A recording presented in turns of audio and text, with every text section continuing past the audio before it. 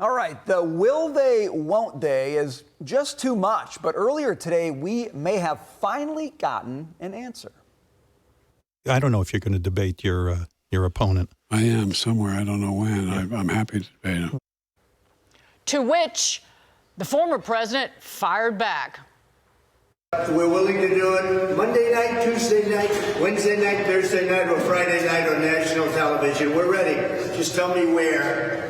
We'll do it at the White House. That would be very comfortable, actually. But you tell me where. But we're ready. He's obviously not showing up now. We heard nothing. But he said today that, I'd love to debate, but he won't debate. I don't think he'll debate. Maybe he will.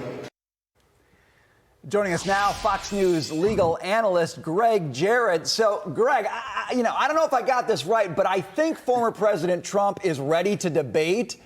Joe Biden, for the first time in a while at least, has said, I'll do it. Do you think it's going to happen? How does this play out?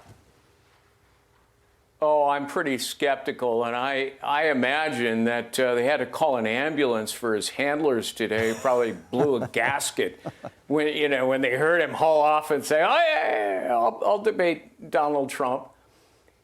I don't think he's capable of debating. Previously said, well, it just depends on Donald Trump's behavior. I think he'll resurrect that and come up with another vacuous excuse that Trump said something that is so offensive that he doesn't merit the dignity of a debate with me, Joe Biden. I think the real concern from people at the White House and his campaign is that, Joe Biden will stumble, fumble, and mumble his way through a debate, which may only underscore his frailty, both physically and certainly mentally. He does okay when he's reading a teleprompter. They had him over-caffeinated for the State of the Union address, and he practiced it for about a week. But have you ever actually watched Joe Biden extemporaneously? I mean, it's a Rocky Horror show. Right. And, that's got to be their biggest concern. Well, 4 more years. Pause. Nailed it. And that's reading off a teleprompter. I agree. I don't think that they wind up debating or he was cornered, because if you listen to Fart Man today interviewing the old man, Stern was just spoon feeding, figuratively, information to Joe Biden. Stern could have asked Biden, "Are you a pumpkin?" "Oh, yes." Were you married to Jane Mansfield? Absolutely. So that's how but I completely agree with you, Greg. They're not debating. They're going to have to figure out a way to get out of it. Yeah.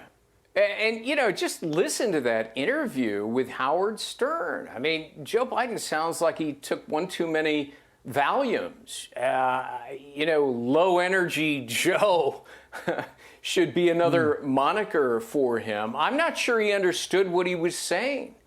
This is a guy whose mental acuity continues to diminish at an alarming rate. And Americans see this.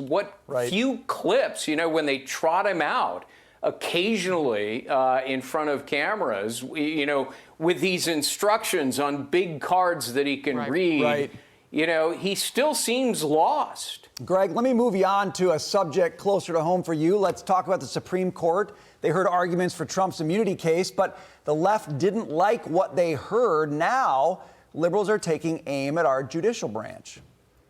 The Supreme Court has exposed itself as a partisan institution full of hacks. You cannot do anything in this country unless you expand the Supreme Court to take away their power. They should move the Supreme Court over to the RNC headquarters because they're acting like a bunch of partisan operatives. The court is not performing its function of protecting democracy and the American people.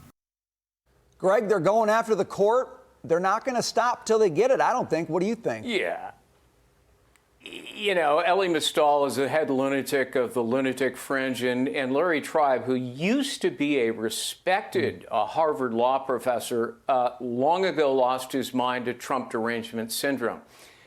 Jamie Raskin, well, that speaks for itself. Look, every time a liberal doesn't like a Supreme Court decision or an oral argument like yesterday, they become utterly apoplectic. They demand the high court be expanded so that they can try to do what FDR failed to do and stack the court, or they call for term limits or mandatory retirement age. Their respect for the law is diminished by their strident political goals. They think justices should always agree with their progressive mindset, even if that requires a suspension of the Constitution or a complete divorce from the rule of law. They are zealots.